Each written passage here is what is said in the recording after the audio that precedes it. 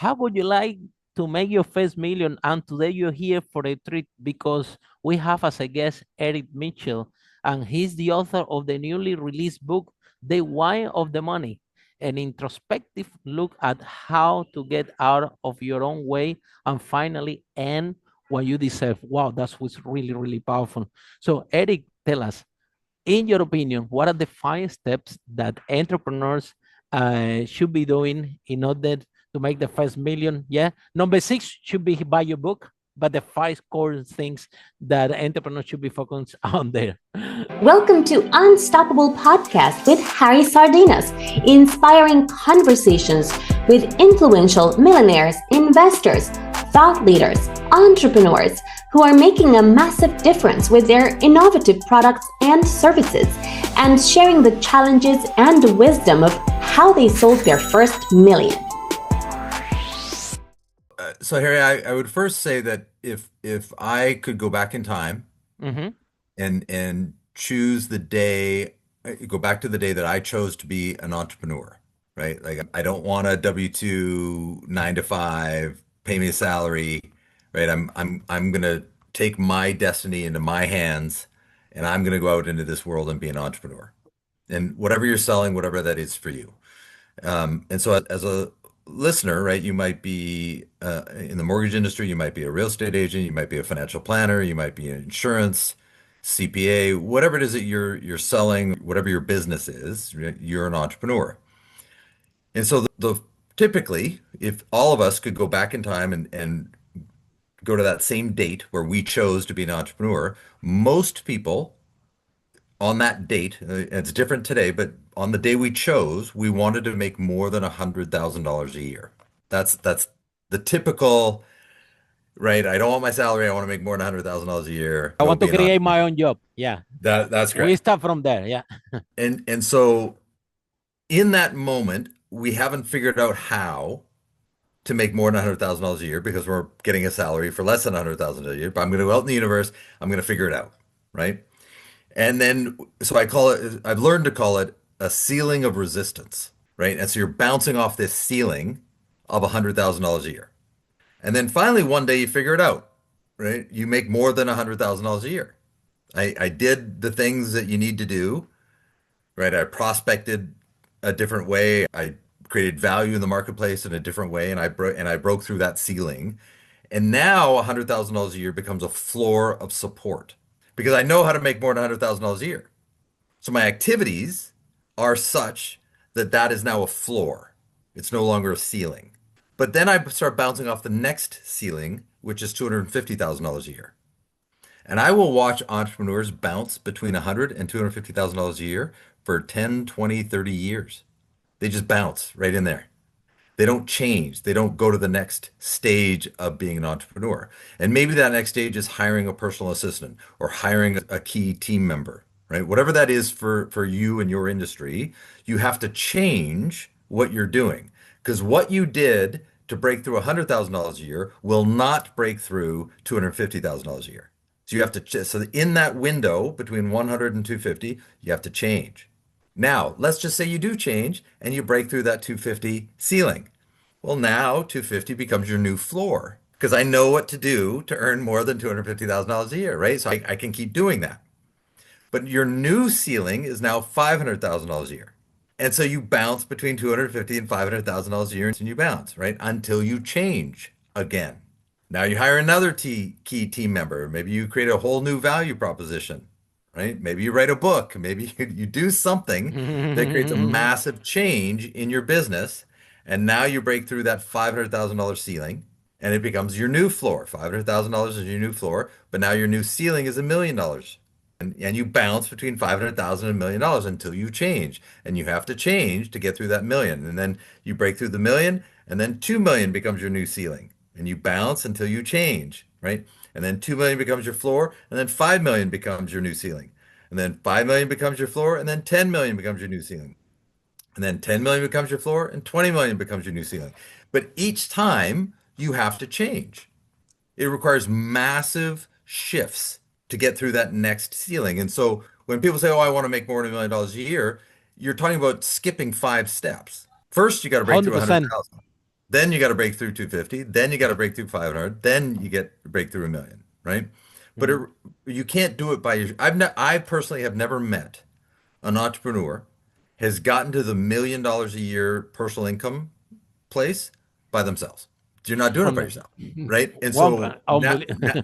now the question becomes, what's your to become a better leader so that you attract key people to your business, to whatever it is that you're doing? What is your leadership ability? And I hear people say all the time, "Oh, I'm a natural born leader." No, It's not no, such you're a thing not. like this. I agree with That's you. correct. That is a learned skill. Yeah. Oh, Now yeah. you might be naturally born that you love to listen to yourself talk. That might be, right? But that doesn't make you a good leader. It just means you like to talk. On learning everything you know, Eric, this is the big challenge that we face with our audience, with the entrepreneurs. And we were discussing before the broadcast about the high failing of businesses out there. And the reason for that is exactly what you described. And by the way, I love your 5 steps. You see, 5 steps how to get to a million is it's just about breaking your ceiling about what money means and change. I've been there. Yeah, I've been Hmm. there over 250,000 for 3 years. 3 years until we 250,000 to 500,000. So exactly what you describing. Yeah, I talk to salespeople all the Everyone, time. everyone, no, it depends. You see, you start to do a business, then you making some money, and don't get me wrong, I did expand the company, but when I expanded so fast that the company was bigger. It brought a lot of overhead sometimes when you expand too fast. So at the end of the day, we end up with with more problems and the same money. Just in the larger scale until we finally manage to expand more, and then we break the 500,000. But like I'm telling you, even I did something different, and and I end up with a 250,000. So the point of the story, Eddie, that I want to ask you is have somebody, for example, entrepreneurs that they have 0 to 100,000 and 0 to 250,000, that exactly as you said, I met them myself, 10 years, 15 years, their whole life Mhm. turning over a 250,000, turning over a 250,000, turning over a 250,000. Then they go Monday to Sunday to the business, and they trying to get out of there. And this has become worse than a job because you have to pay your employees, and you're making very little money. And what's the point to do the whole thing on the first place? And those entrepreneurs are so exhausted that they don't have time to speak with the family, with the wife. It's a big chaos at home. So what message do you have for those entrepreneurs that somehow they don't believe that it's possible, that the ceiling and what they are making, um, this actually can change, or maybe they need someone like you to go and share with them and say, listen, the way that you have your business right now in the form that it is right now, you will never be able to break that ceiling, and something had to change, right?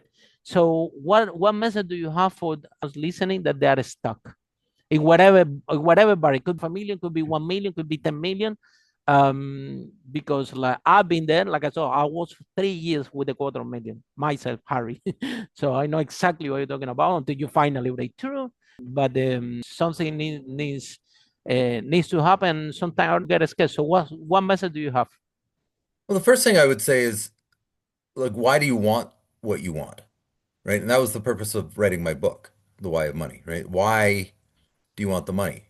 So I'll use me as an example, right? Mm-hmm. So growing up, my dad told me over and over that I would never amount to what he accomplished. No matter what, Wow, you see, you are in I different. wasn't good enough Mm-hmm. to achieve what he achieved, right? My Mm-hmm. whole childhood. And he And was an so, entrepreneur, right? correct. There you And go. so Mm-hmm. Interesting. unconsciously, that drove me for 30 years to beat him.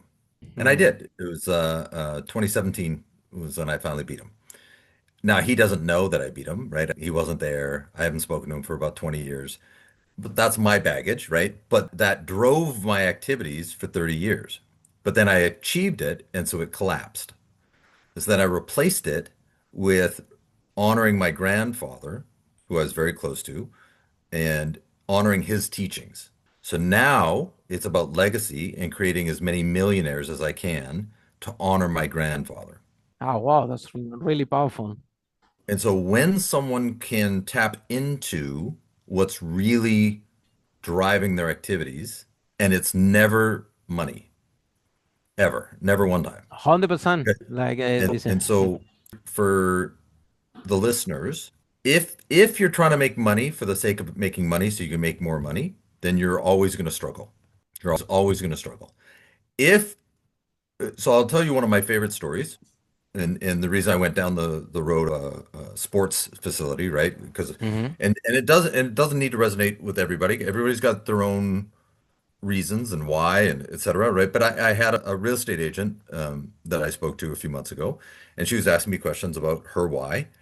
And she was talking about building wealth and making money, and I was like, no, no, no, no, right? And she had an accent. I said, where's your accent from? She said, Ecuador. I said, okay, and how did you get to the United States? And she said, oh, I came with my two sisters and my dad. I said, oh, was it easy? It's like, no, it was my dad to get us here was the worst. Like, I can't even talk about it. It was so bad to get us here, like what he went through. And I said, okay, he's still around? Yeah, he's still around. It's like, oh, have you honored him? And she's like, what do you mean? I said, well, here's one possible example. And I talked to her about like going back to Ecuador. What school did he go to? um, Building a sports facility, a soccer facility attached to the school, putting his name up, having the mayor and the principal and the teachers and the kids and getting a private jet flying him down and your sisters and your whole family and having this unveiling. And then when they unveil and he looks up and sees his name in permanent lights, right, in the town he grew up in, at the school he went to, and then you get to turn to him, and I get a little choked up, but then you turn to him and you say, I needed you to know that what you went through was worth it. And she is sobbing, like just absolutely tears streaming down her face. I said, okay, now what does that cost? Right? So I don't know, 100,000, 150,000 to build and get your family down there and do the unveiling, roughly. It's Ecuador. Like I can't imagine it's that expensive, right? It's grass, a fence, right? For a Mhm. soccer field. Like it's not that expensive to build something like this. And so, okay, 150, you're a real estate agent, you're in California, you're talking about 7 or 8 extra transactions. Mhm. 7 or 8. That's all this is. Are Mhm. you prepared to do the activities to close 7 or 8 extra transactions to have that moment with your dad? And she's like, get Mhm. out of my way. Yes. Mhm. Oh Mhm. my, there we go. Now you're going to do it because you understand what the money's for, right? And so she is a prospecting fiend now, Oh, right? definitely, it's a huge topic because the even myself when I started my first business, right, the property one, I was angry. I was angry. I want to make money. It was no purpose there. It was literally to make money, right?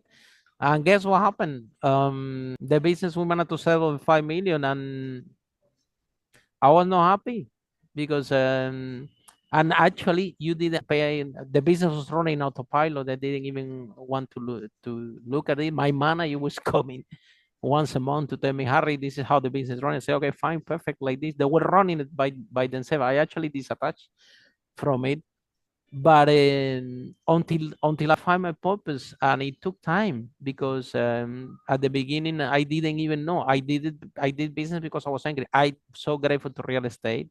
I'm passionate. I cannot tell you that I'm passionate about real estate. What I'm passionate is what I just said with you today, to have this type of talk so we can help people out there, especially entrepreneurs. That's life. That's what I will do with every resource, everything that I have. Maybe putting too much, more than to help people out there. However, until I find this, why I was in property, and yeah, the you making money, but you know what? Eventually, it will wear off eventually. In this podcast, there are people that I have interviewed that make 1 million, lost it, make 1 million, lost it, make 1 million, lost it several times until they really find what are the purpose of their life, what they really want to be, and what they want to do. And when they have clarity on that, they are, it's no time that they go right. They are 10 million, 100 million. Last one that I interviewed, he was living in a yacht traveling around the world because this is what he really wanted to do. And every time that he big a business and he make multi-million, he bought a big house, he bought a big Ferrari, bought big things, bought what everybody told him the whole thing that's to be right, that what made him happy. And there you go, he take a wrong decision, he lost everything. Now he's living in the coach, the mom, like start all over again. And then he told me, Harry, finally, where I'm now, having this broadcast in a boat. I said, really, in a boat? Yeah, I'm in a boat. I've been traveling for 6 months. Really? Where? In my boat? Yeah. And my business, I run it from the boat. This is how you have it. Yeah, how that's finally what I really wanted. So until he doesn't go That's great. clarity in, and the guy is from New Zealand, he spent most of his life, all the time, traveling in a big yacht all over the world. And when he's tired, then he buys a luxury caravan and travel, or in Europe, the whatever, running his business on the move all the time. And when he's tired of the caravan, then he buys a bigger jet and go back to say. And this is what actually this his life, that was what this is actually what happened. And this lifestyle is probably cheapest than what they actually people envisioning, like have a big mansion, have these Ferraris, have this and that. Well, all this he has it, he have it, and it can happen actually make him feel so empty that he took a wrong decision, lost everything. So here we in the process, and the question is this one: in the process of finding your why and your purpose, at the beginning, you can do it out of anger. Even you, for example, I think That's that correct. you started Yes, you can. you started out of anger, me, right? I'm gonna prove this wrong, and for me, I'm gonna have money, whatever it takes. You know what I mean? So out of anger, but then there is a process that you evolve to another level of consciousness, right? And eventually, you finally start to find yourself. And you know when you find yourself? When those business fail, when things collapse, when you do something, and then you need to go back from zero again to reinvent yourself from a different space. That's what I'm sharing with you. That at the point of my life that I'm now, I'm so happy because I don't have to prove anything to anybody anymore. And at the beginning, long time ago, when you cannot find yourself and your purpose, the process that you having through your life is because you're trying to prove again and again and again something to somebody. It's like a machine running your business, running your life. You have it, and it's not yourself. It doesn't work. It's so exhausted. I'm so tiring that when you drop this baggage and you free, you are coming. You don't get sick. You don't get sick. You're happy. You attract amazing people. This broadcast, for example, I don't even know how many people that joining this broadcast, and people ask me, Harry, how you do? I said, I don't know. I don't know how I attracting them. I don't know how they even coming. Apparently what we're discussing here is helpful. They love to be in the conversation. They love to be in the topic, and I'm happy to be to create the framework. So finally, right, I can do something that makes me happy, right? Because that makes me happy. Of course, it's based in the story. When you have hard times, something hard for you, you don't want others to go through the same thing. And it's even higher because people think that money is gonna change your life. That have a million, having $1 million in the bank account is gonna make you happy. And the real happiness is gonna come when you transform someone's life, when you experience fulfillment, when sometimes I'm in London, the metro, and someone tell me, Harry, man, look, I listened to your conference like 3 years ago. Look, man, let's take a picture. I did this and I changed my life, and this is my children, man, amazing. And I arrived to my house. I don't even remember. I don't remember which conference he's talking about, which country. But what I'm thinking is like, wow, unbelievable that I say something 3 years ago in a place that I don't even remember, and that person, it makes a huge difference. The level of fulfillment that I give you. You get paid in different currency better than money. You get paid in love, in appreciation, in something that it give me power, it give me energy to do to do things like this broadcast. That is something really crazy. As you can see, my English is not good, and and never will be good. And probably will be the only podcaster in the more grammar mistakes and pronunciation mistakes in the Oh, planet. your English is just And fine. and you know what I mean. But this is what actually makes right, and it's And my family or my side, they love me so much. They just don't understand why, how I operate and what I do, But this is also fine. I'm in peace, at peace with that. And now, the beginning, same like you struggle because you had the concept, and it's interesting because a lot of say, and in this broadcast we have a lot of people that we interview, right? That they're coming from family of entrepreneurs, and people think that it's easy when you have a parent or whatever that is entrepreneur. Let me tell you, 50%, yes, 50% the parents support them. Okay, I'm happy that you be an entrepreneur and let me support you. But the other 50%, there is a big pressure in people that parents have entrepreneurs because you already have a pressure within yourself that you have to outperform.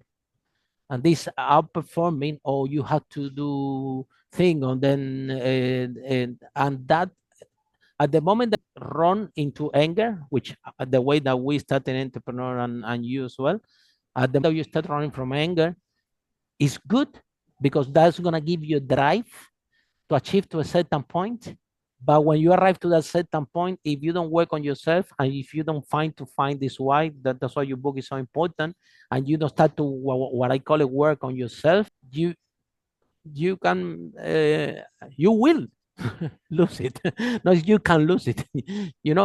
Because it doesn't become important for you, because at the end of the day you're empty. And if I tell you a story, if you listen to this podcast, the people, my goodness, crazy what the story that people hear. And it's because of this. So this topic, Eric, and nobody wants to talk about it. That's the interesting thing, right? Nobody, and hold on, you have billionaires out there still angry, still trying to prove, yeah, that they can do better Some, yeah. oh yeah, they are all around, so so the whole point of that, you could be very successful, but you know what happened, and that's why from this broadcast we want all the entrepreneurs to be happy, healthy, and wealthy, is that there are people that you listen, oh, he had 20 million, he had 30 million, he died out of the heart attack. You know why this heart attack came? Exactly because of that. Because had been all the life running this machine, trying to prove something to someone and be so successful at it, that this emotional pain became physical pain, and you end up with cancer, you end up with the heart attack, and it's crazy. And whether you why, when you find who you are and want to be, then everything flows in your life. And fighting against this rat race. But for me, I mean, I guess that's for everybody. That it's a process that is no easy. It's a process that you have a mentor, you have a coach, someone that can help you out at the early beginning. That will be key in your business, to be I don't honest. think you ever reach a stage where you shouldn't have a coach. I mean, Mhm. Michael Jordan had a coach, Wayne Gretzky had a coach. Yeah, Olympians with gold medals absolutely, around their neck have absolutely. coaches. Like Yeah, yeah, yeah. I don't know that you ever reach a stage where you say, I don't need a coach or a mentor anymore. No, absolutely. You always need a Mm. coach. You always need a mentor, and in so many areas, you see, people, Richard Branson, or the main reason they're wealthy is because they surround themselves with the best coaches and mentors around themselves, right? And but then, Eric, the wealth, and let's go back because we have this common as background. The 1 out of 5 people that we interview in this broadcast, they are property entrepreneurs, property millionaires. And so from your experience, right, can you share with them what is the good, the bad, and the ugly about property? Because from one point of view, people, our listeners, can be listening to this broadcast and say, oh, whatever Harry said is irrelevant. Every 1 out of 5 people that he interviewed is a property developer, property, real estate, mortgage, whatever, right? So I'm gonna, because it's a good vehicle, right? And of course, in my opinion, it's a great vehicle. Everything that I have, I'm all my breakthroughs in my life. My first business was the property, and despite that I did it for anger, and despite that I did it only purely to make money, it did change my life because it opened that ceiling that you talk about. Yes, and I didn't know what I'm gonna do with my life, but I did know that was possible to make whatever you make in a month in a day, and whatever you make in a day in an hour. I knew that was possible. I already experienced that. So, um, so can you share with the audience is the good, the bad, or the ugly? And in your opinion, why do you think is it real estate actually a very good vehicle to build wealth for the people starting off? The people doesn't have a purpose. For the people that even don't have clarity, for the young people listening, that they don't even know what they really want, but they know that at least at the stepping stone they can become entrepreneur, they can make some money at the beginning of speakers and leaders. All this travel around the world, it was finance for my property business. My property business doesn't make how you can finance something like that. So actually my property business helped me to fulfill my dream, you know. So what can you share with our listeners about property as vehicle wealth, and to help you to find your why? What are the good, the bad, the ugly, and what's your opinion on Well, this? I don't think owning real estate is anything to do with your why, right? It's a great wealth building tool, but the why comes from why do you want the wealth, right? Now, Mm-hmm. the real Mm-hmm. estate is a tool. I think it's a very effective tool, but it's like anything else, right? Like you have to get good at it. And so you have to have mentorship so you avoid the bad mistakes that you can make. Because you start making bad mistakes in real estate, Oh, it costs you a lot more it's than, expensive. $100 Exactly. expensive People business. are here, oh, Right. real estate, let me jump in. Yeah, but So, when you make a mistake in real estate, it's so expensive that some people cannot even get back on again, ever. and so one of my mentors said something to me once that resonated very loudly for me, and it may not resonate for everybody, but for me it did. I was talking about, this is a long time ago. I was talking about getting into real estate, and he looked at me. He said, "Let me ask you a question, Eric, because I think I know you pretty well. Could you evict a single mom with three kids? Oh, that's tough. Could you do it? Oh, Could you knowingly evict a single mom with kids?" And I looked down and I said, "No, I can't." He said, "Then don't be a residential landlord. Don't do it because you're going to have to." I have a Right. similar question once after running It's the business. Yeah. Yeah, so I've chosen the commercial path because I don't have a problem evicting a business. Mm-hmm. Different, Very good. Very radically good. different, right? Very And good. so things like strip malls, offices, specialty purpose structures, et cetera, right? And so that's been more my path because on the side, plus I'm in California. California is a Mm-hmm. very tenant-friendly state, not a landlord-friendly state. And so there's Mm-hmm. laws in California that make it very prohibitive to want to go down that road where laws don't exist in the commercial space, right? And so it's a level playing field in the commercial space. But that's been my journey. But Yeah. but for somebody, just a quick understanding that's between investing in real estate and investing in the stock market, right? So if you take $10,000 and you invest it in the stock market and you get a 10% rate of return, right? $10,000 becomes $1,100. In real estate, if I take $10,000 and I borrow $90,000 and I buy a piece of real estate and that real estate goes up 10%, right? My $10,000 became $20,000. A 10% rate of return got me a 100% return on my cash. Now do that year after year after year after year, you build wealth exponentially faster. But now I need to take that soundbite, put it on a shelf for a second because I need to counter it with a second Mm-hmm. sound. Now the Because, quantity comes. well, so what people say is, oh yeah, real estate will always go up in value. No, no, no, no, no, Oh, no, tell me no, about it. no, no. Hold on. So here's what you have to focus on with real estate. If you buy a piece of real estate that cash flows, right? Whatever your payments are, there's enough rent to pay all your payments plus a little bit, right? If you buy a property that cash flows and you never sell it ever, how do you lose money? You don't. Where you lose money in real estate is when you speculate. 100%. That's where you lose, or you could lose. I'm not saying you always lose, but you're at risk. I'm risk adverse. I buy based on cash flow. That's it. If I Welcome get to my club. appreciation, great. Oh my God. If I Amazing. get Welcome. appreciation, great. I get the tax benefits, great. I do a cost segregation, great. I get all the benefit, great. But the property itself has to cash flow. Otherwise, it's not. I don't want to write checks to my properties. Property Mhm. should be writing me checks. And so, that's Rich Dad Poor Dad 101.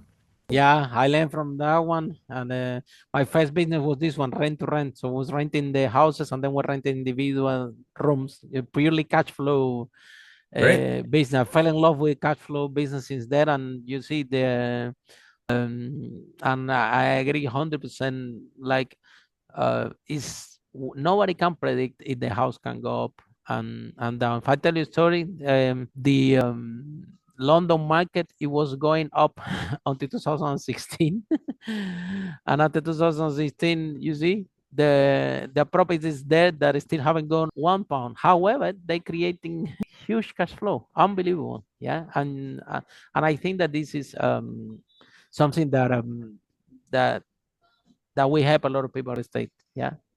So so then Eric, if someone is with with our conversation, where people can find you, how this process work, can you share with us? Yeah, eric-mitchell.com, ERIC hyphen Mitchell, MITCHELL.com. All of my information, access to my book, a video on my book, all of my links are there, eric-mitchell.com. Wow, thank you so much. And for all of you following the Unstoppable podcast, see you in our next episode, how brave entrepreneurs like Eric break that wall and achieve the first million. Bye for now. Follow us for more interviews with world's most influential, audacious entrepreneurs that overcame challenges and adversity, providing you with the blueprint of how they sold their first million so you can grow your business exponentially.